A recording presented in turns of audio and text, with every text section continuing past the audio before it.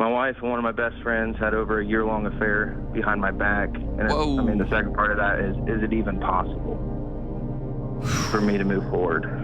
Tell me about it. Well, feel free to stop or interrupt me because there's so much that goes into this.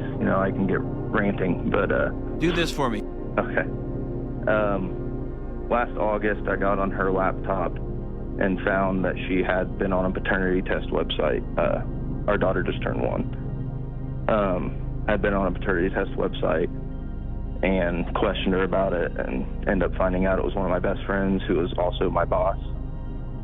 Whoa. He was in our wedding. I left my previous job for him. What do you do? A job that I'm a firefighter. Does that guy still have his job?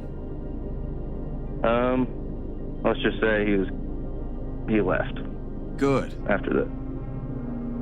The research is pretty clear that somebody that cheats on their wife, lacks that type of integrity at home, also lacks that type of integrity at work.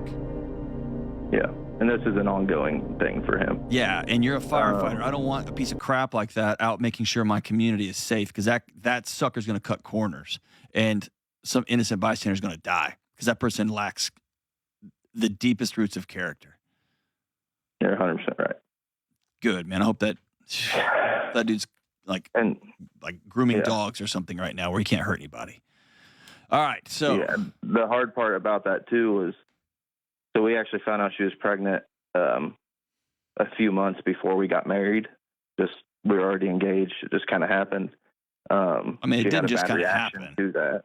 Well, we know how it happened. Yeah, I was going to say, like, oh my gosh. No, we know how it happened. All right, so she had a bad reaction. What does that mean? Well, so we've been together, we're high school sweethearts.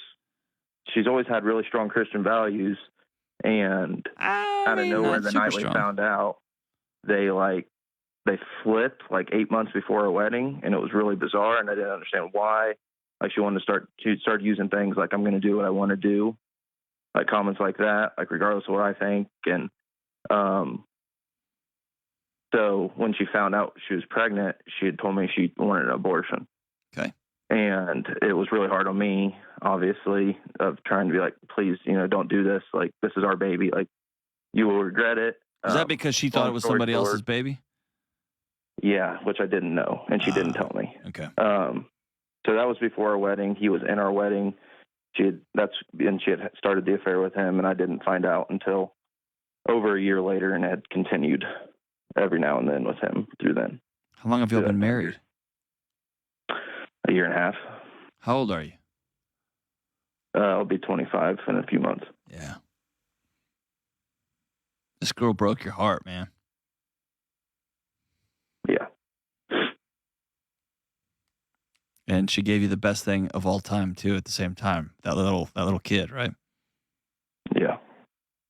That messes with your mind up, right? Bad. Yeah. I'm sorry, man.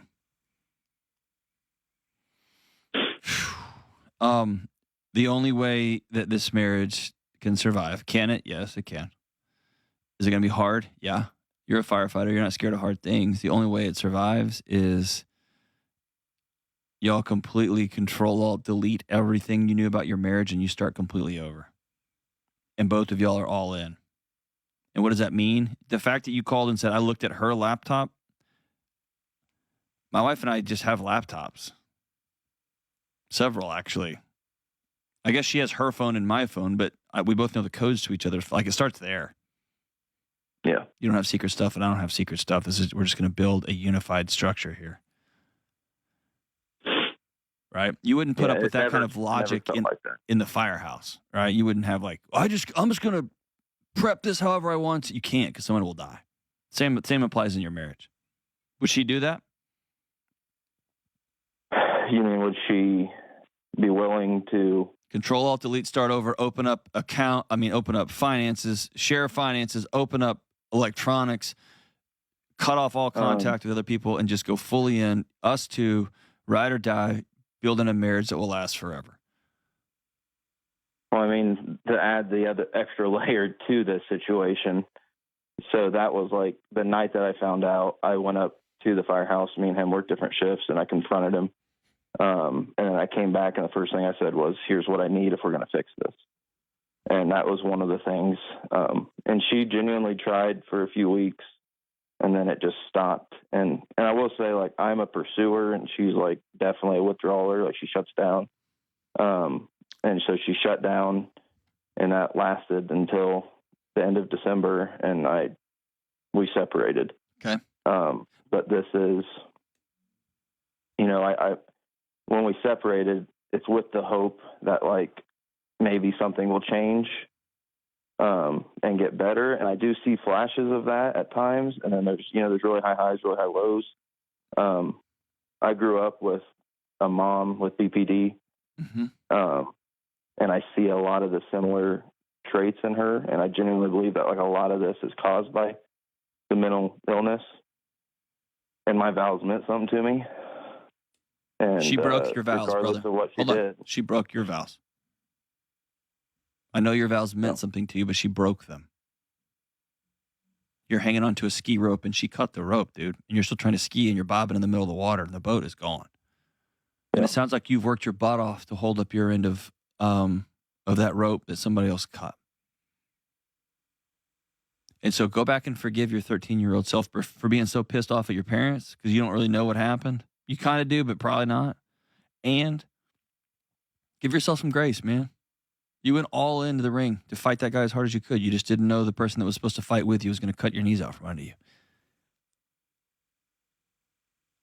You got to give yourself some grace on that. And part 2 is be the best damn dad that ever existed to that little kid.